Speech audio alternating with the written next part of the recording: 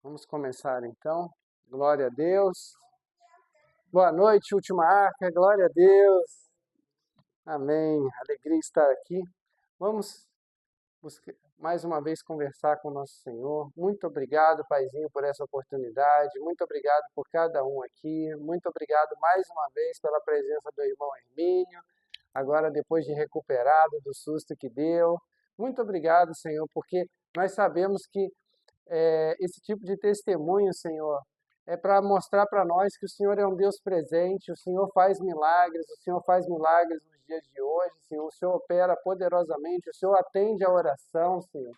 E é com muita gratidão que a gente quer estar levantando a voz ao Senhor, agradecendo pela vida do irmão Hermínio, por a presença dele aqui essa noite, Senhor. Muito obrigado por esse tempo aqui reunido, Senhor, que eu não atrapalhe a mensagem, Pai, mas que o Senhor possa fazer aquilo que lhe apraz, aquilo que lhe agrada em nosso meio, Senhor. Fala conosco essa noite, que ninguém saia daqui sem ouvir uma porção daquilo que o Senhor tem para nós, Pai. Fala com as pessoas que vão ouvir também depois dessa gravação, Senhor. E em nome de Jesus, Senhor, que a Tua palavra venha poderosamente sobre as nossas vidas e opere, Senhor, para aquilo que lhe agrada. Em nome de Jesus. Amém. Amém. Amém? Então, os recadinhos de sempre, né? Então, primeiro recadinho. Vamos começar essa semana. Deu um probleminha semana passada, vamos começar essa semana, então, o Clube do Livro. O primeiro livro que nós vamos ler juntos é o Cristianismo Puro e Simples, do C.S. Lewis.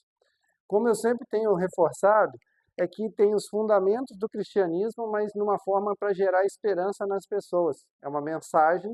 Esse livro é resultado de mensagens, uma série de mensagens que o autor fez na época da guerra. A Inglaterra estava perdendo a guerra e ele foi convidado para fazer uma série de mensagens para poder gerar esperança no povo através do cristianismo. E depois acabou virando esse livro. Amém? Nosso próximo Clube do Livro, daqui a 3 meses, vai ser com esse livro aqui. Ó. Eu estou falando com antecedência, porque às vezes o do Cristianismo Puro e Simples ficou meio em cima da hora, não deu para se programar, mas quem puder estar conosco, às vezes, só no próximo livro nosso vai ser O Discípulo, do autor Juan Carlos Ortiz. Amém? Que a gente vai estar falando sobre discipulado e essa forma como Jesus caminhava com seus discípulos, né? Amém? As mensagens de hoje, nós continuamos na série sobre a carta aos Gálatas, tá? Muita coisa desse material eu tenho pego desse livro aqui, Paulo para Todos, tá? Que é do autor N.T. Wright. Muito bom esse material, eu recomendo para quem puder ler, é um box bem legal, assim, que vem com todas as cartas, é bem jóia, assim, bem jóia, para quem puder, tá? E vamos para o catecismo, amém? Vamos para o catecismo, vamos para a pergunta de número 11, nosso 11º culto, glória a Deus, muito obrigado, Senhor, por esse privilégio. Pergunta de número 11, o que Deus requer nos mandamentos 6º, 7º e 8º? No 6º, que não firamos, odiemos ou sejamos hostis em relação ao nosso próximo, mas sejamos pacientes e pacíficos, até dispensando amor aos inimigos. No 7º, que nos abstenhamos de imoralidade sexual e vivamos com pureza e fidelidade, quer como casados, quer como solteiros, evitando todos os atos, olhares, palavras, pensamentos ou desejos impuros, bem como tudo aquilo que nos possa conduzir a tanto. No 8º, que não tomemos sem permissão aquilo que pertence a outra pessoa, nem deixemos de dar qualquer bem a quem possamos beneficiar. Versículo para reflexão, Romanos 13, 9. Com efeito, não cometerás adultério, não matarás, não furtarás, não darás falso testemunho, não cobiçarás. E se há algum outro mandamento, tudo nessa palavra se resume a: amarás ao teu próximo como a ti mesmo. Glória a Deus.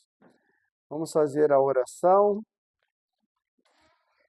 Fiel pastor de nossas almas, tu nos criaste para vivermos em amor e comunhão sobre a terra, mas nisso falhamos vez após vez. Que o teu amor reine sobre todo relacionamento, para que andemos em pureza, afastando-nos da lascívia, da cobiça e da avareza, por amor do teu nome. Amém. Amém. Glória a Deus. Então, assim, reforçando, o Catecismo Nova Cidade é um catecismo mais recente de todos os que a gente tem o Catecismo de Westminster e tal.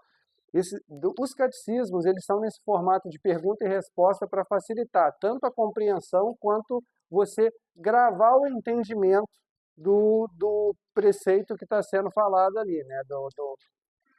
Do fundamento que está sendo lançado.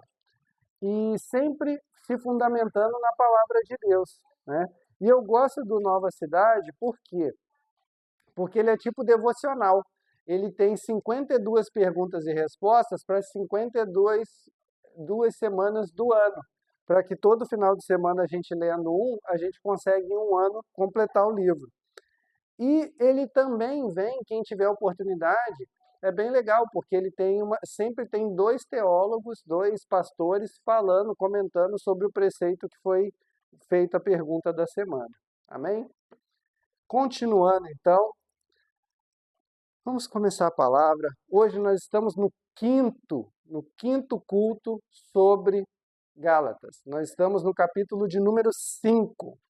Paulo vai continuar argumentando a respeito, chamando os Gálatas de volta ao evangelho que ele tinha pregado.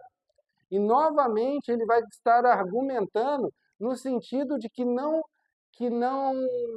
há benefício, aliás, há prejuízo na questão da circuncisão, né? De você voltar aos rudimentos como da circuncisão, né? Então vamos ler o texto, e até que ele vai chegar nas verdadeiras marcas do cristão. Esse capítulo ele começa falando contra a circuncisão, e aí ele termina nas marcas, né? A liberdade cristã. Tá? Tanto é que assim, o tema da mensagem de hoje é justamente essa, a marca do cristão, as marcas do cristão. A liberdade, para a liberdade foi que Cristo nos libertou. Por isso, permaneçam firmes e não se submetam de novo a jugo de escravidão. Eu, Paulo, lhes digo que, se vocês se deixarem circuncidar, Cristo não terá valor nenhum para vocês.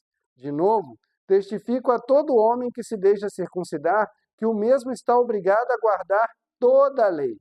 Vocês que procuram justificar-se pela lei estão separados de Cristo. Vocês caíram da graça de Deus, porque nós, pelo Espírito, aguardamos a esperança da justiça que provém da fé. Porque em Cristo Jesus nem a circuncisão, nem a incircuncisão tem valor algum, mas a fé que atua pelo amor. Vocês vinham correndo bem.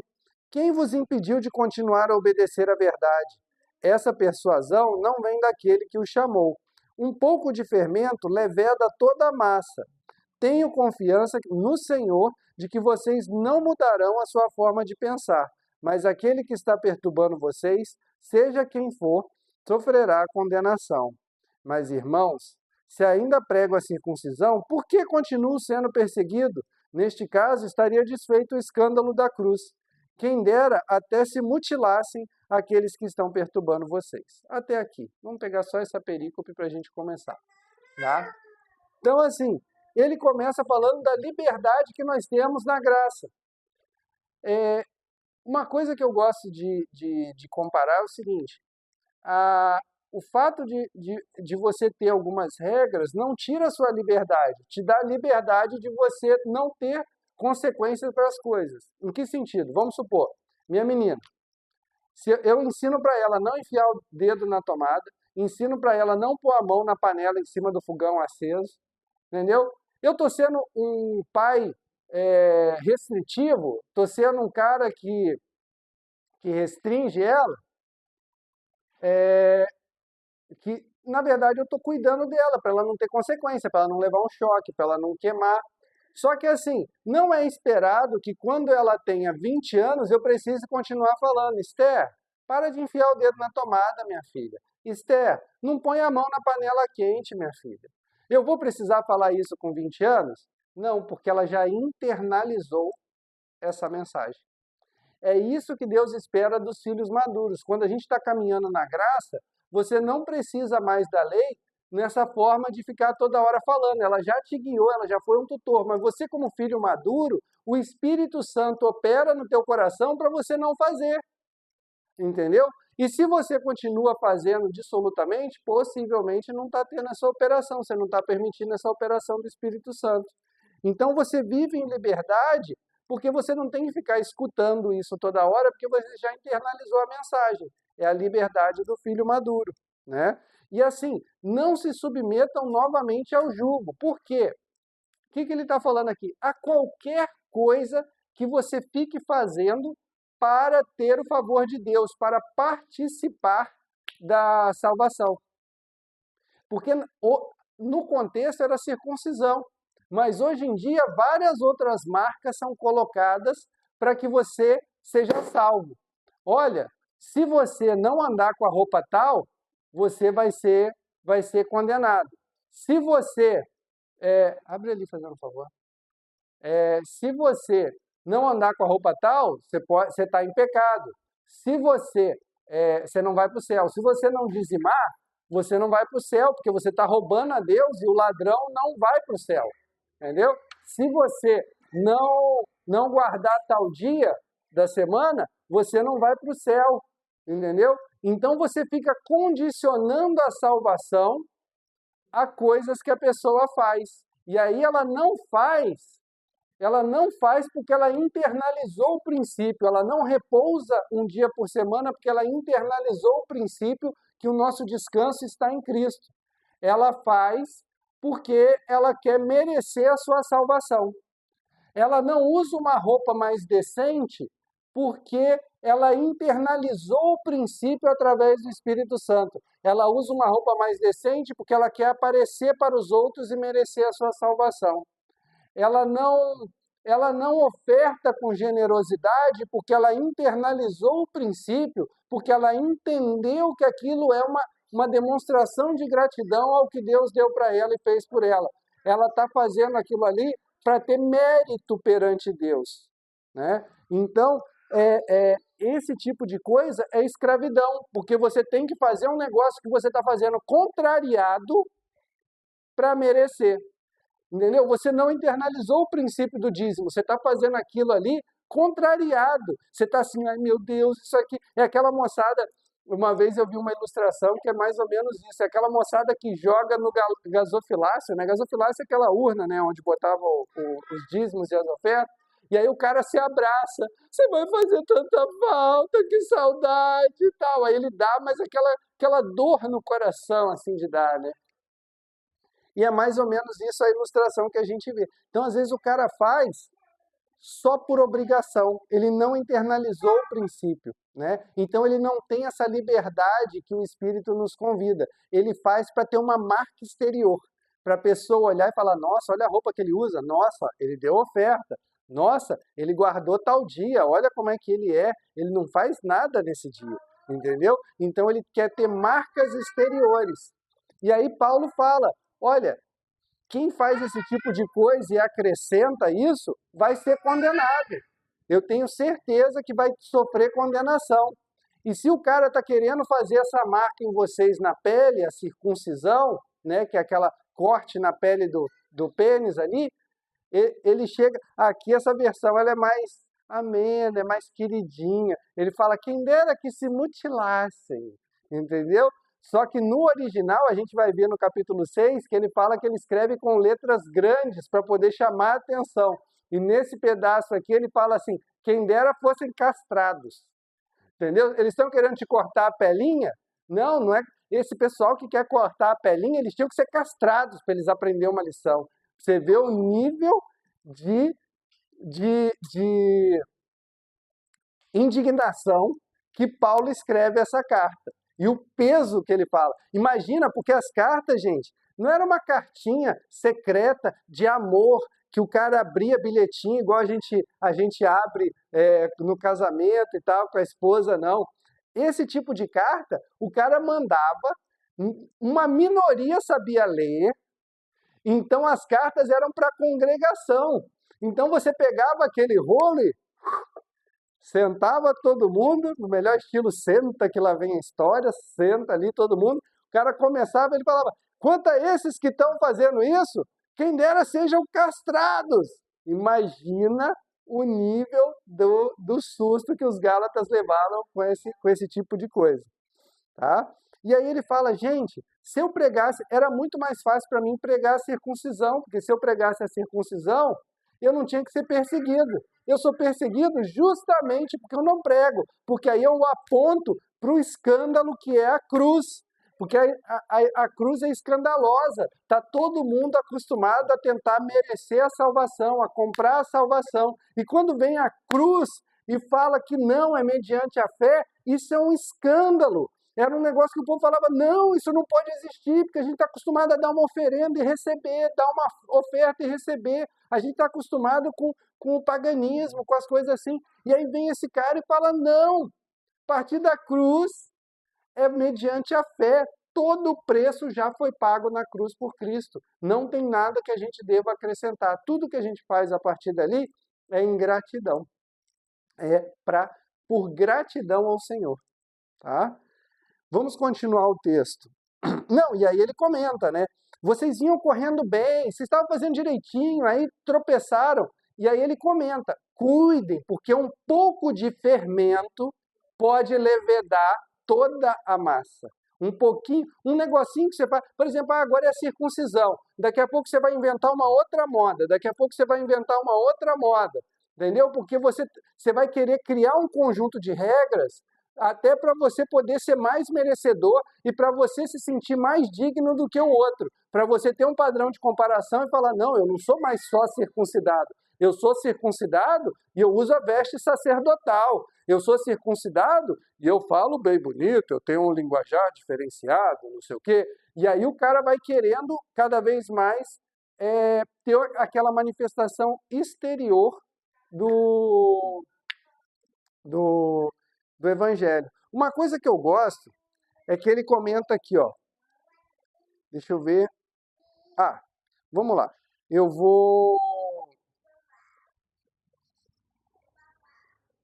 Vamos continuar no texto, que aí eu vou chegar onde eu quero. A liberdade é limitada pelo amor. Versículo 13. Porque vocês, irmãos, foram chamados à liberdade, mas não usem da liberdade para dar ocasião à carne. Pelo contrário, sejam servos uns dos outros pelo amor. Porque toda a lei se cumpre em um só preceito, a saber, ame ao seu próximo como a você mesmo. Mas se vocês ficam mordendo e devorando uns aos outros, tenham cuidado que não sejam mutuamente destruídos. Então, assim, o que acontece, gente? Eu vou voltar aqui, onde fala da circuncisão, porque, assim, é aquilo que Paulo já vem trabalhando na carta toda. Se você acha que cumprir um ponto da lei vai te fazer merecedor, quando você observa um ponto da lei, você tem que observar a lei toda. E assim, parece um negócio simples de ver, mas nem sempre é. Eu vou pegar um texto que eu gostei muito e vou ler para vocês. É da Teologia Sistemática do Wayne Grudem. Tá? Eu vou pegar o texto a partir daqui, porque eu achei muito legal a forma como ele coloca e eu queria mostrar para vocês. Porque às vezes a gente tem uma noção errada do caráter de Deus e da moral de Deus. Quando Paulo fala assim, se você tropeça em um, você tropeçou em todos, parece injusto. Fala assim, como assim? Tropecei na circuncisão, vou tropeçar em tudo. Entendeu? Mas não é. É porque toda a lei de Deus é referente ao quê? A santidade de Deus. Toda a lei dele, todas as regras que ele coloca, estão apontando para o caráter de Deus. Então, quando você tropeça numa, é como se fosse um dominó.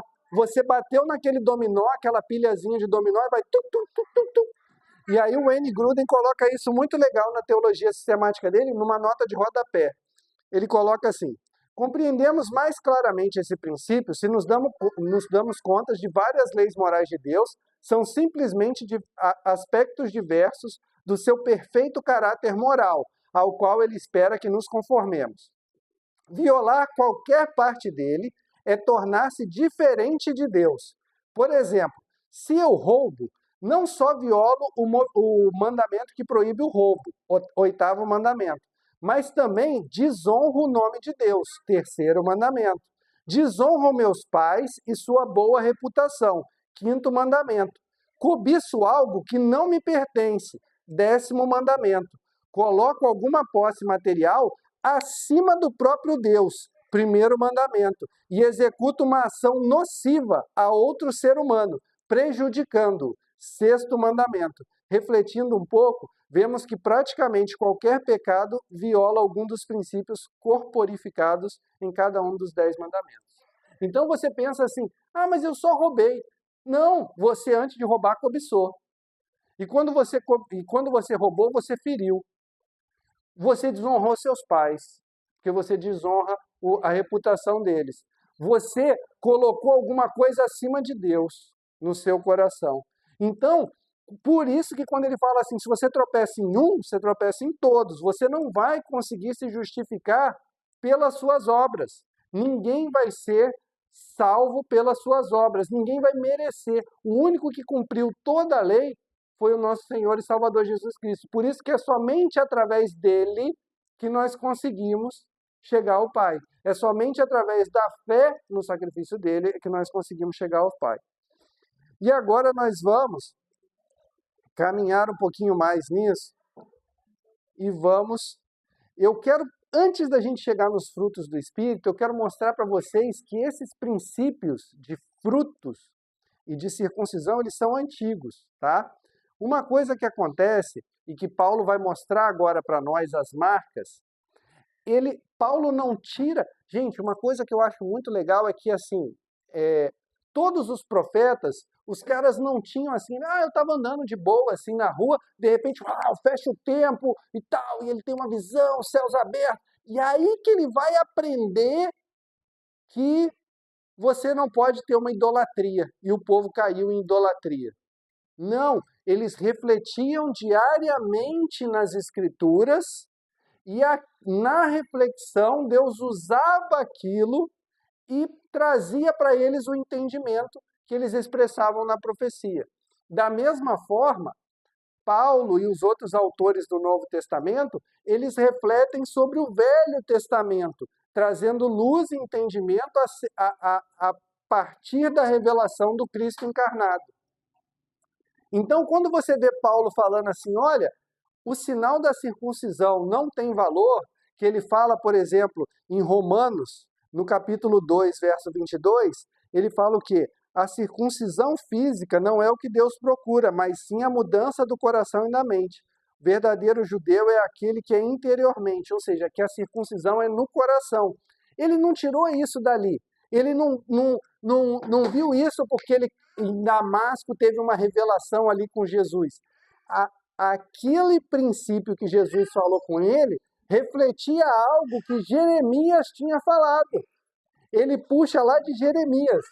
Eu estava estudando essa semana e vi esse texto, por isso que eu falei, cara, a gente está falando sobre circuncisão, e a circuncisão no coração é um princípio que é do Velho Testamento, não é uma novidade.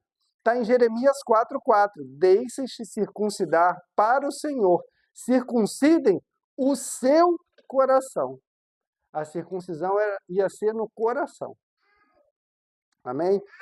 E aí, um princípio que a gente vê também no Novo Testamento é que qual é a marca visível que o cristão tem para mostrar? Não é a circuncisão. A marca visível é outra, é aquela que Cristo ensinou. Está em João, capítulo 15, verso 16. Não fostes vós que escolheste a mim, pelo contrário, eu vos escolhi a vós outros e vos designei para que vades e deis fruto, e que vosso fruto permaneça, a fim de que tudo quanto pedides ao Pai em meu nome, ele vô-lo conceda. Então, assim, pela árvore, em outra passagem ele fala, pela árvore você conhece o fruto, tá? E o que acontece? O fruto verdadeiro, ele permanece. Não é uma coisa, por exemplo, o cara pode fingir ser alguma coisa por um tempo, mas em algum momento aquela máscara vai cair. ele pode fingir alguns princípios por um tempo, mas se aquilo não entronizou no coração, se não houve um arrependimento, uma metanoia, uma mudança de atitude, mais cedo ou mais tarde ele vai tropeçar. Mais cedo ou mais tarde ele vai mostrar a sua verdadeira face. Então, a verdadeira marca do cristão e do incrédulo é o fruto dele. É onde a gente vai chegar nos frutos. Tá? E o fruto é uma coisa que permanece, gente, para que dê fruto e fruto que permaneça. Não é uma coisa fugaz, não é uma coisa assim, tipo, um dia ele foi generoso. Não, o cara vive uma vida generosa. Um dia ele foi amável. Não, ele é amável. Entendeu? Porque o nosso Deus não é um Deus do eu faço. Ele se define como um Deus do eu sou. Então, quando a gente tem uma característica dele que Deus colocou no nosso coração, a gente passa a ser generoso e não fazer atos de generosidade. A gente passa a ser amável e não fazer atos amáveis, demonstrar lá uma vez ou outra uma amabilidade, né? Então, as obras da carne e os frutos do Espírito. Verso 16, para a gente finalizar. Digo, porém, o seguinte, vivam no Espírito, e vocês jamais satisfarão os desejos da carne, porque a carne luta contra o Espírito e o Espírito luta contra a carne, porque são opostos entre si, para que vocês não façam o que querem. Mas, se são guiados pelo Espírito, vocês não estão debaixo da lei.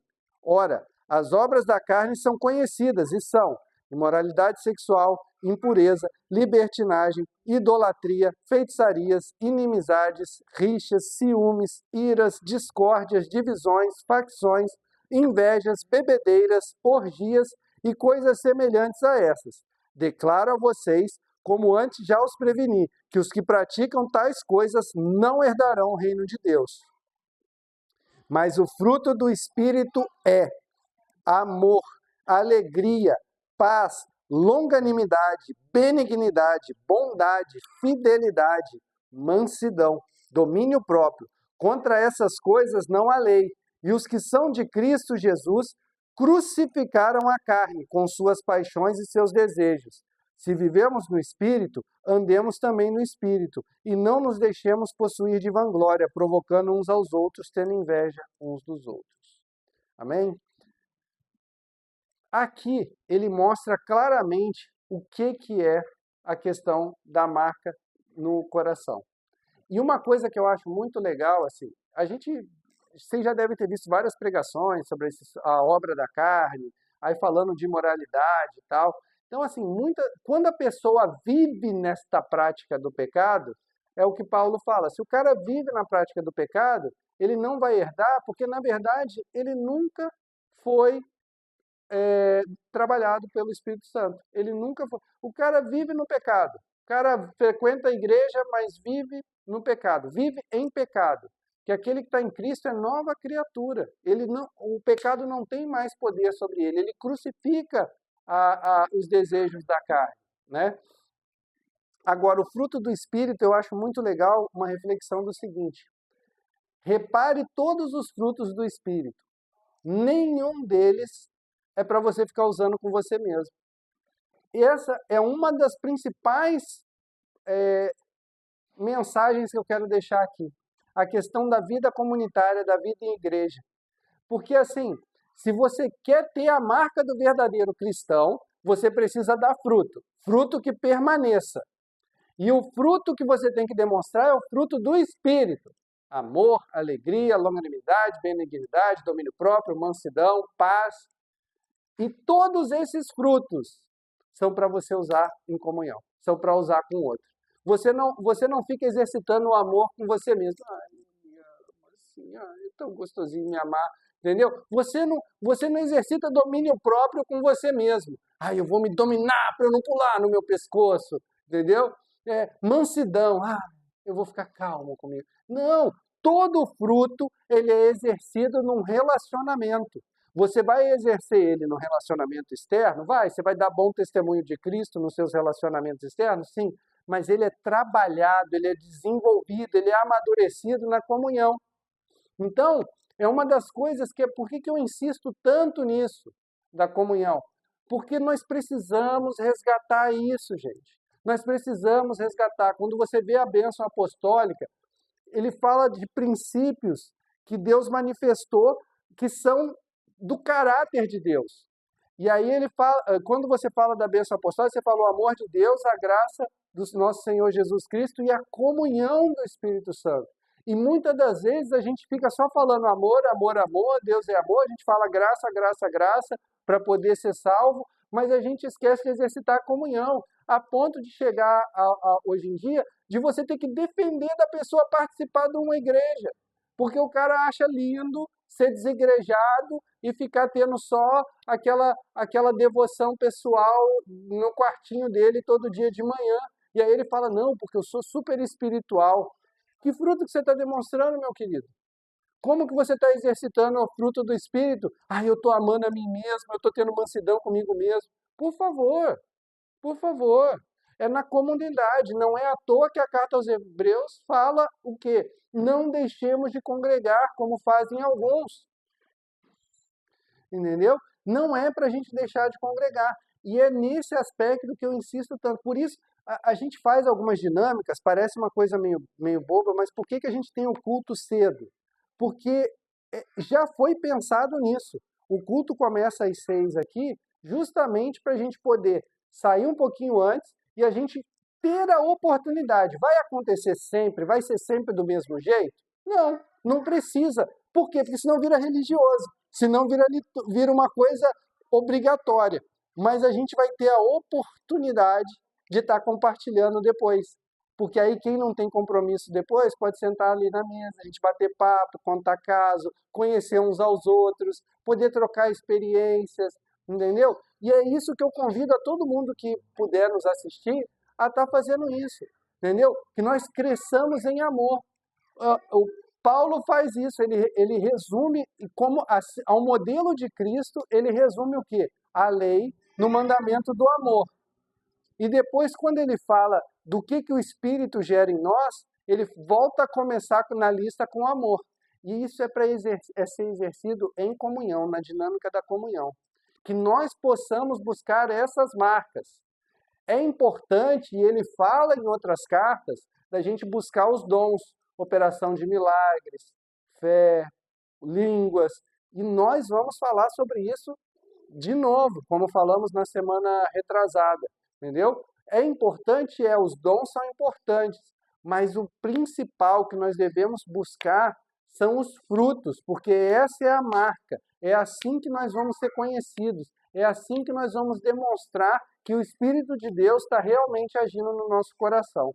Que nós possamos estar não só buscando, como exercitando e entendendo a importância e o significado de caminharmos juntos para que na comunhão esse músculo, esse fruto seja desenvolvido e possa amadurecer e crescer.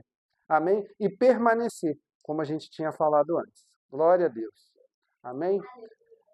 Paizinho, muito obrigado por esse tempo, muito obrigado por essa palavra, muito obrigado por cada vida aqui, Senhor.